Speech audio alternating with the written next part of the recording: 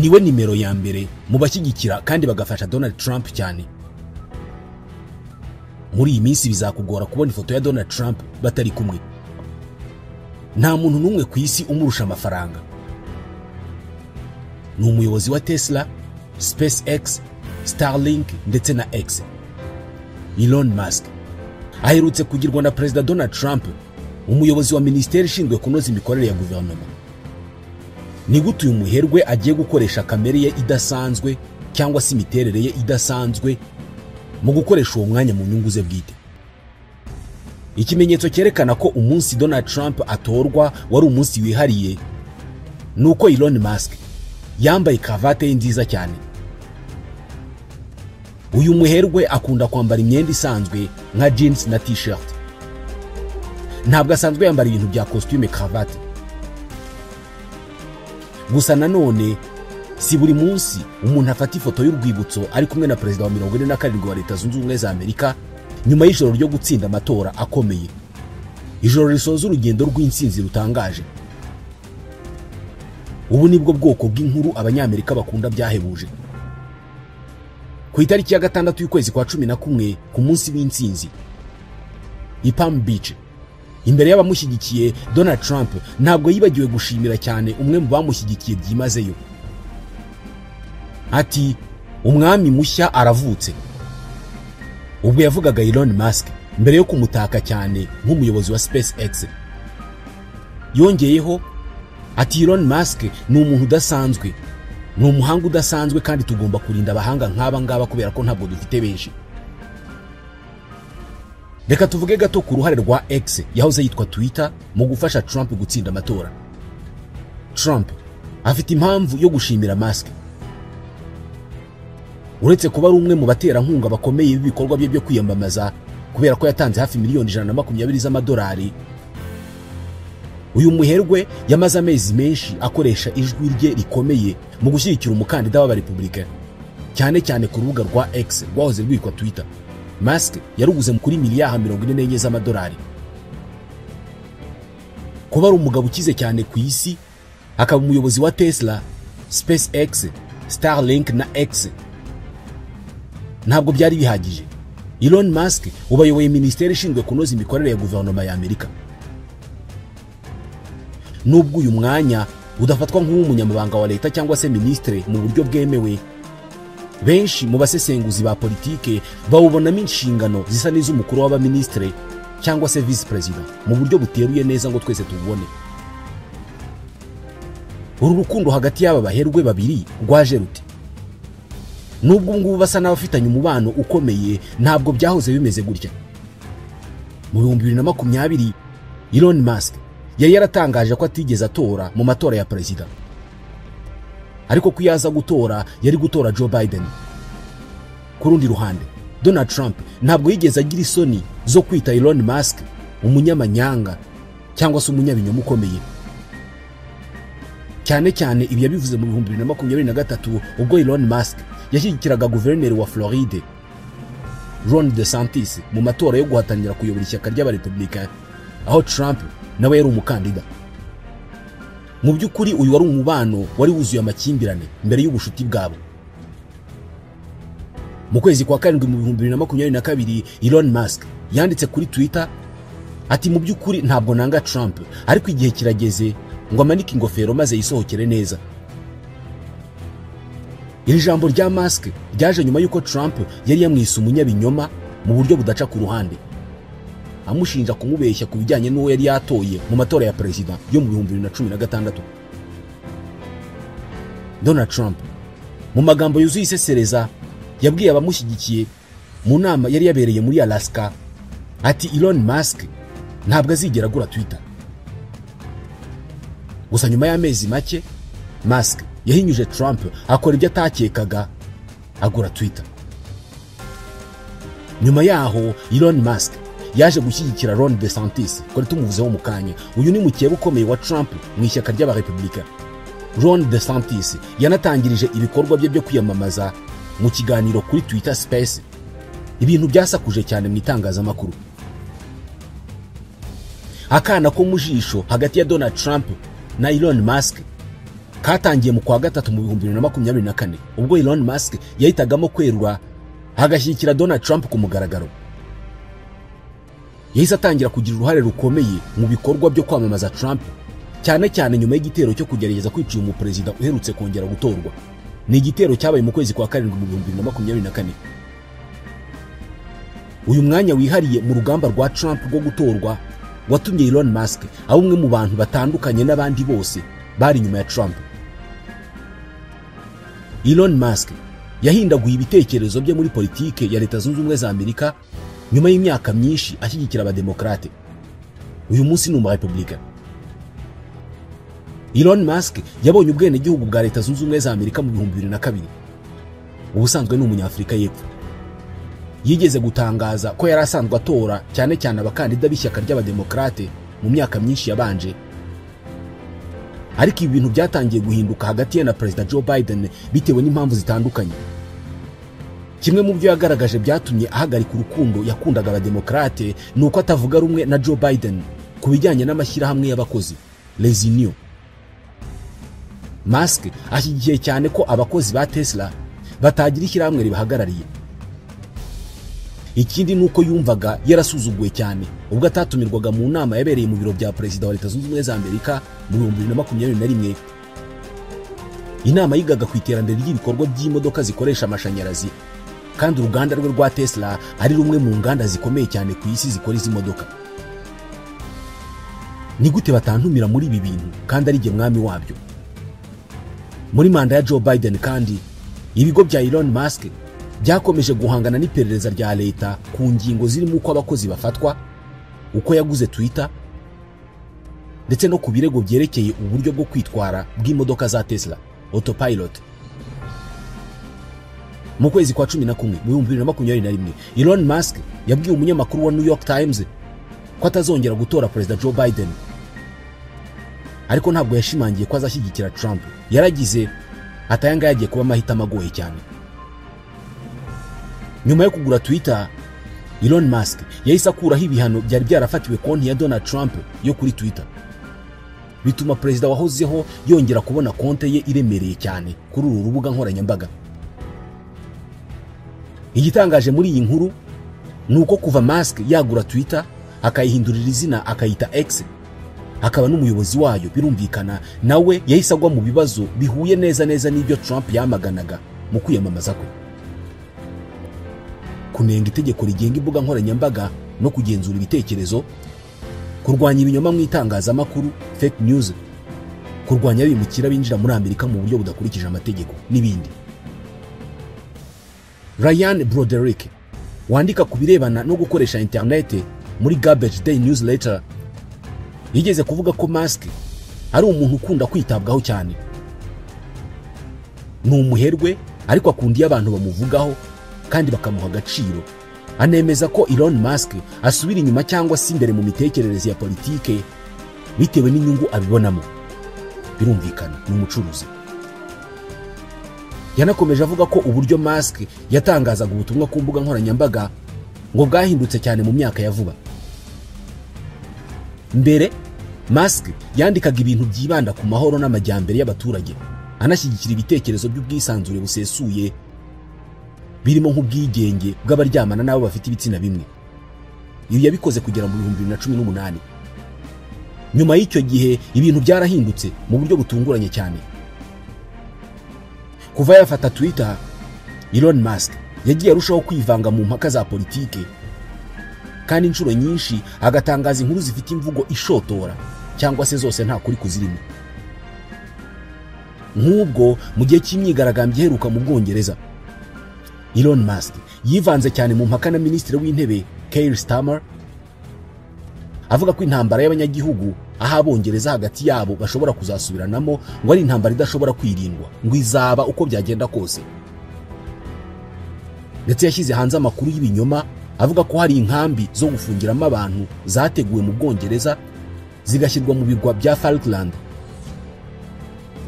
Musk yanagaragaje gushyigikira ibivugwa na Donald Trump nubwo nta bimenyetso bifatika bifasha kugaragaza ko ibyo ari ukuri byabaga bibiherekeje.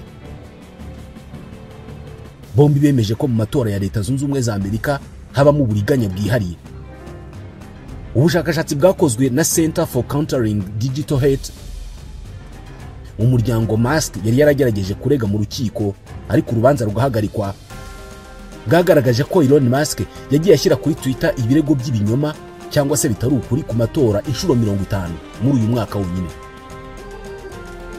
Byongeye kandi Elon Musk akunda kugirana ibiganiro cyangwa se gushyigikira abantu bari ku mpande ziheze inguni muri politike, cyane cyane abo ku ruhande rw'ibitekerezo by'imbere mu ishyaka ry'abarepublicain bashyigikira Donald Trump, aba Trumpiste. Uko aganira nabo kuri X yahoze yitwa Twitter, abaha urubuga rugari rwo kugera ku bamukurikira bikazamura ijwi ryabo.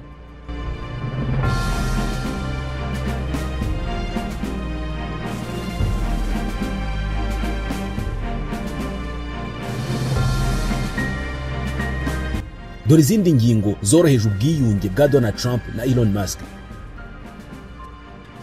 Uyu muyobozi wa Tesla na SpaceX afite inshuti nyinshi kandi zikomeye muri Silicon Valley, harimo n'abaherwe bahuriye mu cyo bita PayPal Mafia, itsinda ry'abashoramari bakomeye babonye amafaranga menshi nyuma y'igurishwa ry'urubuga rukomeye mu kwishyurana rwitwa PayPal rwaguzwe kuri $1,500,000 z'amadolari. By'umwihariko ariko Elon Musk afitanye ubushuti bukomeye na Peter Thiel. Uyu ni umwe mu bashinze PayPal, ni umwe mu bafatanyabikorwa bakomeye ba Musk. Uyu munyamigabane w'umurepublicain kandi usanzwe ufite ijambo rikomeye muri politike yateye inkunga Senateur James David Vance ugiye kuba vice president wa Donald Trump. Yamuhaye $10,000,000 z'amadolari mu matora yo kujya mu nteko ishinga amategeko nka senateur wa Ohio. Mu kwa gatatu muri uyu mwaka Elon Musk yahuriye na Trump muri restaurant ye yo muri Floride, ni restaurant ya Trump, baganira ibintu bitatangajwe. Nyuma y'amezi make Elon Musk yakiriye ibirori byahurije hamwe abantu bakomeye bose batavuga rumwe na President Joe Biden. Atumira abashyitsi barimo Peter Thiel, wa muterankunga wa Vance, n'abandi bantu bo hafi ya Trump. Musk wahoze atanga inkunga nyinshi mu ishyaka ry'abademokrate n'abarepublicain, inshuro nyinshi yavuze ko adatanga inkunga mu buryo butaziguye ku bikorwa byo kwamamaza no kwiyamamaza. Nyamara yashinze America PAC, komite igamije gushyigikira Trump no gushora amafaranga menshi mu bikorwa byo gushyigikira abakandida n'imigambi y'ishyaka. Nubwo hari raporo zavugaga ko ashobora gutanga $45,000,000 z'amadolari buri kwezi muri iyo PAC, Musk yavuze ko ayo makuru atariyo. Nyuma y'igitero cyo kugerageza kwivugana Trump mu kwezi kwa karindwi, Elon Musk yahise atangaza kuri Twitter ati nshyigikiye President Trump byuzuye kandi ndamwifuriza gukira vuba. Trump nawe yerekanye ko umubano hagati ye na Musk wazamuwe mu rundi rwego. Mu kiganiro n'abanyamakuru, Trump yigeze kugira ati nubaha Elon cyane nawe kandi aranyubaha. Yongeraho ati Elon arusha abantu benshi nzi gukunda igihugu. Avuga ko igihugu cyacu kiri mu kaga gakomeye kandi nanjye nemeranya nawe kuri iyo ngingo. Musk yagizwe ikirangirire n'urubyiruko rwiganjemo abagabo rukoresha cyane imbuga nkoranyambaga rushyigikiye ibitekerezo bya Trump ariko rutamenyereye cyane kwitabira ibikorwa by'amatora. Ku bw'ibyo Trump yakoresheje uwo mwanya w'umwihariko wa Musk kugira ngo agere kuri icyo cyiciro cy'abaturage. Trump yagerageje gukurura urubyiruko binyuze mu biganiro nk'icyo yakoranye n'umunyamakuru Adin Ross uzwi cyane ariko wagiye ahagarikwa kenshi ku rubuga rwa Twitch kubera imyitwarire itubahirije amategeko y'urubuga. Uyu munsi Elon Musk yahawe ministeri yo kuyobora mu butegetsi bwa Trump, ministeri ishinzwe gukurikirana imikorere ya guverinoma. Buri gihe ibyo Elon Musk akora biba biri mu nyungu z'ibigo bye by'ubucuruzi. Impamvu y'inkunga ye kuri Trump n'inyungu z'ubucuruzi. Nubwo Elon Musk yagiye atangaza ko adakunda amafaranga, ibikorwa bye bigaragaza ko inyungu z'ubucuruzi bwe ziba ziri imbere y'ibindi byose. Boris Manenti ni impuguke mu by'ubukungu, abigarukaho cyane agira ati hari ikintu gihoraho kuri Elon Musk. Ibyo akora byose biba bihuje n'inyungu z'ibigo bye, bityo biba bihuje n'inyungu ze bwite. Trump utari warigeze na rimwe ashyigikira imodoka zikoresha amashanyarazi yaje guhindura imvugo kuri iyi ngingo. Hagomba kuba yaribwiye ati ubu nta yandi mahitamo mfite. Elon aranshyigikiye, ngomba gushyigikira izo modoka rero. Ibi bigaragaza neza uburyo Elon Musk ari umuntu ukomeye kandi uzi neza kurengera inyungu ze. Musk arimo gukoresha inkunga ye kuri Trump kugira ngo arusheho kwagura ijwi rye no kwimakaza inyungu z'ibigo bye. Biragaragara ko ibigo bya Musk bifitanye isano ikomeye na Leta Zunze Ubumwe za Amerika, cyane cyane kubera ko bitungwa cyane n'inkunga za leta. Mu 2023 honyine ibigo bye byahawe inkunga zingana na miliyari 3 z'amadolari. Uyu mwanya mushya wa Elon Musk uje ari urwego rwo kugarura ububasha n'inyungu ze. Kugirwa umuyobozi w'urwego rushinzwe guteza imbere imikorere ya leta bishobora gufungura urundi rwego rw'ubushobozi bwa Musk bwo gukomeza kwimakaza inyungu ze bwite, nubwo bigaragara neza ko hashobora kuba amakimbirane y'inyungu, conflit d'intérêt, hagati ye na Trump. Trump ashyize amaso kuri Musk ngo mufashe gusenya ubutegetsi bwuzuye bureaucracy no gutinza ibintu, kimwe no kurwanya gusesagura amafaranga y'igihugu. Musk yatanze isezerano ryo kugabanya miliyari 200 z'amadolari ku ngengo y'imari leta ikoresha. Ubushobozi yahawe bwo kugabanya umubare w'abakozi ba leta nabwo buteye benshi ikibazo, kubera ko bamwe bumvikanisha uburyo Elon Musk akoresha uburyo butagira impuhwe, cyane cyane mu birebana no kugaruza amafaranga. Bivugwa ko Elon Musk yakoresheje uburyo butarimo impuhwe mu gucunga Twitter akimara kuyigura. Icyemezo cya mbere yafashe akimara kuyishyura cyari ukwirukana amagana y'abakozi. Uyu munsi hari abakozi ba leta muri Amerika bafite ubwoba ko bwana Musk azabirukana.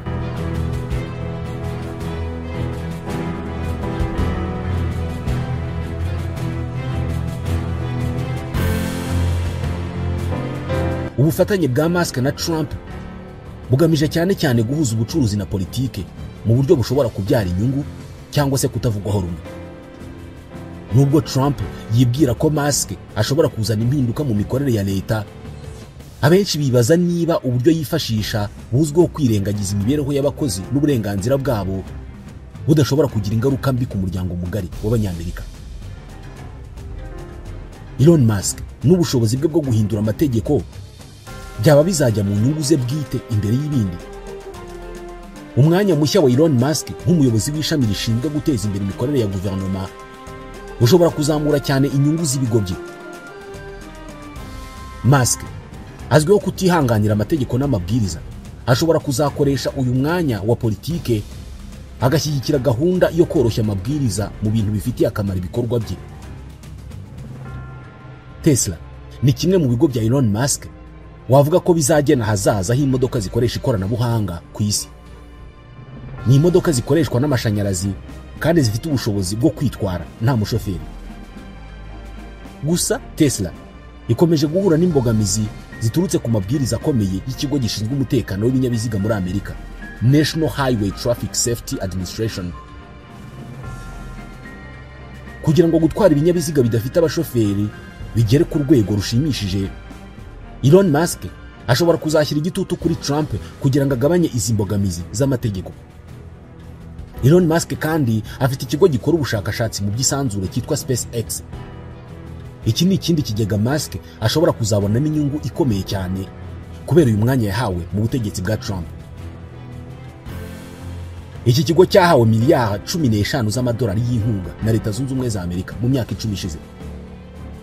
Uyu mwanya mushya rero ushobora kuzaha Musk ubushobozi bwo gushimangira uruhare rwa SpaceX mu bikorwa byo kugera mu isanzure, cyane cyane mu irushanwa ryo kugera kuri Mars. Izi ni inzozi ze za nyuma aho rahanganyemo na Boeing. Politike y'ubucuruzi ya Leta Zunze Ubumwe za Amerika nayo ashobora kuzayibonamo inyungu nyinshi. Gukura amabwiriza akomeye ku bucuruzi nk'ubw'imodoka zitwara zidakeneye abashoferi ndetse n'izindi politike nk'izirebana n'isanzure bishobora kuzaha Elon Musk amahirwe yihariye yo kuzamura ibikorwa bye no kugabanya umuvuduko wabo bahanganye. Ariko ibi ngibi bivugwa cyane n'abavuga ko ibikorwa bye bihonyora amahame yo gusaranganya mu buryo bungana inyungu ziva mu bucuruzi. Uko Trump na Musk bazakoresha uyu mubano wabo mu guhindura amategeko bishobora kwerekana niba ubufatanye bwabo ari ubw'inyungu rusange cyangwa se ubwihariye ku nyungu bwite z'uyu mucuruzi ukomeye. Elon Musk afite umugambi wo kwigarurira ubutegetsi no gutegeka ubukungu bwa tekinoloji cyangwa se ikoranabuhanga ku isi yose. Afite kandi gahunda yo kugira ijambo ku nzego zimugenzura, niko bamwe mu basesengura politike babibona. Ubushobozi bushya bwa Elon Musk nk'umuyobozi w'urwego cyangwa se minisiteri ishinzwe guteza imbere imikorere ya leta burimo uburyo bushobora kumufasha kwikiza ibibazo by'amategeko. Ubu hari amaperereza arenga 20 aturutse ku nzego za leta zitandukanye arimo gukorwa ku bikorwa by'ibigo bye. Ayo maperereza arimo nk'umutekano w'imodoka za Tesla ndetse n'iyangirika ry'ibidukikije riterwa n'ibyogajuru bya SpaceX. Boris Manenti asobanura neza akamaro k'uyu mwanya mushya, agira ati kuba Musk ashobora kuyobora ingingo y'imari y'izi nzego bizamufasha kwishyira mu mwanya w'umucamanza n'umuburanyi icyarimwe. Ashobora kuzakura inkunga muri za nzego zimubangamiye. Icyemezo cya Trump cyo gushyiraho undi muyobozi witwa Brendan Carr nk'umuyobozi wa FCC, ikigo gishinzwe kugenzura itumanaho muri Amerika, nacyo ni icyemezo gikomeza iyi gahunda yo kugenzura ababarizwa mu isoko rya tekinoloji. Carr yashyizweho muri iki cyumweru, ariko yamaze gutangaza umugambi we wo gusenya ibyo yise itsinda ry'amabandi agizwe n'ibigo bikomeye nka Facebook, Google, Apple na Microsoft. Ibi ni ibigo bicuruza serivisi zimeze nk'izicuruzwa n'umuherwe Elon Musk. Muri ibi bigo Musk yiyerekana nk'umurinzi w'ubwisanzure bwo gutanga ibitekerezo binyuze ku rubuga rwe rwa X. Ntabwo umugambi wa Musk ushobora kubugamije kwikiza amamugenzura uragera kure. Nk'uko Ophélie Coelho, impuguke mu by'ubukungu bushingiye ku ikoranabuhanga bivuga, Elon Musk arashaka kubaka urubuga rukomeye rw'ikoranabuhanga rigezweho. Urugero ni ibikorwa bye nka X yahoze ari Twitter, XAI ikoranabuhanga mu bwenge buhangano, no kugenda kw'imodoka za Tesla zitagira abashoferi.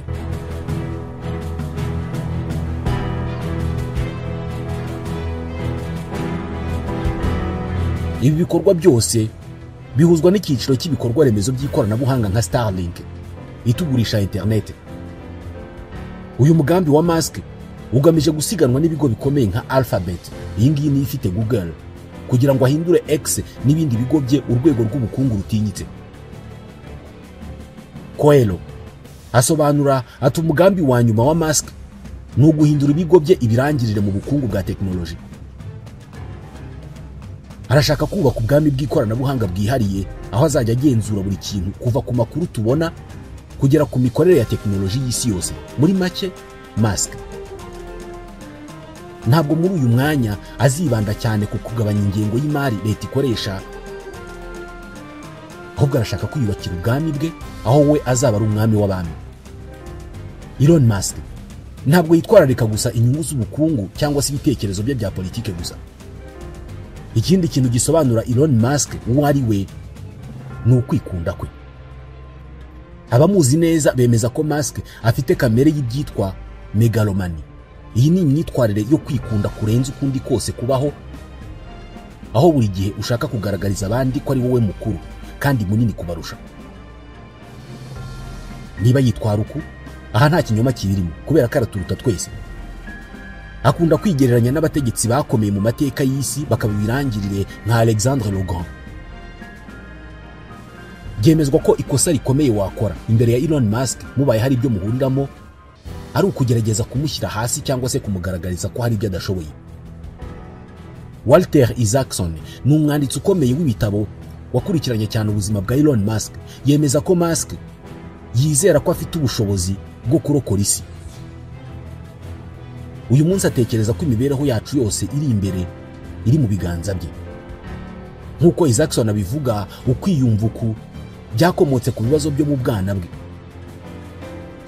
aho yakuriye mu buzima bukomeye muri Afurika y'Epfo, akaba umwana ufite indwara bita Asperger syndrome, syndrome d'Asperger, indwara yo mu mutwe ifata abana bakiri bato, ariko ikarangwa nuko uwayirwaye agira ubwenge bwinshi kandi akagorwa cyane no kuvuga. mu buzima bwe bwose Elon Musk yababajwe cyane n'uburyo akiri muto yajyaga ahohoterwa n'abandi bana ku ishuri. Isaacson agira ati Musk yashoboye gukoresha ibikomere byo mu bwana bwe nk'imbarutso yo gukurikirana intego zitangaje. Uyu munsi izi ntego ze ntabwo zirarangira. Arashaka kuzageza abantu kuri Mars. Arashaka gutunganya imodoka yakoze zifite ubushobozi bwo kwitwara no kwemeza ko ubwenge bw'ubukorano AI buzaba bufite akamaro kandi butekanye mu myaka igiye kuza. Iyi mishinga itatu, Mars, Tesla na AI, ni itera imbaraga zose Elon Musk afite, kandi iyi mishinga niyo yubakiyeho imibereho ye yose ya buri munsi. Ibi nibyo bintu bitatu bimubeshejeho, nibyo bituma umutima utera. Abashima Musk bamubona nk'umuntu w'imbaraga udasanzwe ushaka kugera ku nzozi zigaragara nk'ibitangaza, mu gihe abandi bamubona nk'ufite icyifuzo cy'umwihariko ariko kikaba kigenda gisiga abandi bikoreye umutwaro w'inzira ze. Kuba inzozi ze zikomeza guhindura isi cyangwa se zigateza ibibazo bishya biterwa n'uburyo yishakamo ibisubizo hagati y'ibyifuzo bye bikomeye, ubushobozi bwe bwihariye n'ingaruka z'ibikorwa bye ku muryango mugari. Uku kwezi kwa buki kuri hagati ya Donald Trump na Elon Musk kuzaramba. Impaka zishoboka hagati y'ibi bikomerezwa bibiri, Elon Musk na Donald Trump, ni izihe? Ubushuti bwa politike hagati ya Elon Musk na Donald Trump bushobora kuzazamo ibibazo bitewe n'amateka y'aba bagabo bombi n'imiterere ikomeye ya bombi. Aba bagabo bombi bahurira ku kintu kimwe gikomeye: ukwikunda no kwiyemera kwabo kuri hejuru cyane. Ibi bituma ubufatanye bwabo bukunze kuba bugoye. Ibi bishimangirwa n'amateka bafitanye y'amakimbirane. Mu mwaka wa 2016-2017 Musk yari mu itsinda ry'abajyanama mu by'ubukungu ba Donald Trump nyuma y'uko ageze muri White House. Gusa ubu bufatanye ntabwo bwarambye kubera ko bwahagaze Trump amaze gukura Leta Zunze Ubumwe za Amerika mu masezerano y'i Paris yerekeye imihindagurikire y'ikirere. Uyu mwanzuro ntabwo washimishije Musk, maze ahitamo kuva muri iryo tsinda rigira inama Trump. Elon Musk yubakiye business ze mu kuvuga ko zirengera ibidukikije, bityo rero ntabwo yashakaga gukomeza kwifatanya n'umuperezida uvuga ko ihindagurika ry'ikirere ari ikinyoma. Ikindi bivugwa ko aba baherwe bashobora kuzapfa nuko ubufatanye bwabo bombi bushingiye ku nyungu zabo ku giti cyabo. Nubwo ubu bushuti bushya bushingiye ku nyungu za politike n'ubukungu kurusha ku myemerere ihuriweho, benshi barabuhinyura. Hari impungenge ko inyungu zikomeye za Musk zishobora kuzagongana n'ibyifuzo bya Trump bigamije kurengera inganda zo muri Amerika. Ubushyamirane bwabo kandi bushobora kuzaturuka ku birebana n'Ubushinwa. Urugero rufatika ni uburyo Tesla, imwe mu masosiyete ya Elon Musk, yifashisha cyane Ubushinwa mu ikorwa ry'imodoka zayo. Trump uzwiho kurwanya ibikorwa by'ubucuruzi by'Ubushinwa yagaragaje kenshi ubushake bwo kuzamura imisoro ku bicuruzwa byinjizwa muri Amerika biva hanze. Naramuka bikoze bishobora kuzagira ingaruka zikomeye kuri Tesla, bikaba byatuma Musk agira impungenge zikomeye. Niba Trump azamuye iyo misoro, Elon Musk ashobora kutazabyemera maze hagatangira amakimbirane hagati yabo.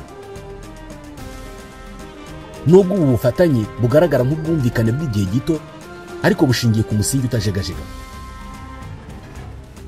Iyi myanya yombi ishobora kuzahura n'imbogamizi igihe inyungu zabo bwite zizatana. Kubirebana n'ubukungu na politike, ikibazo gishobora kuzaba kumenya niba bazashobora kwirinda ubushyamirane cyangwa se niba bizakurura amakimbirane ashobora kugira ingaruka zikomeye.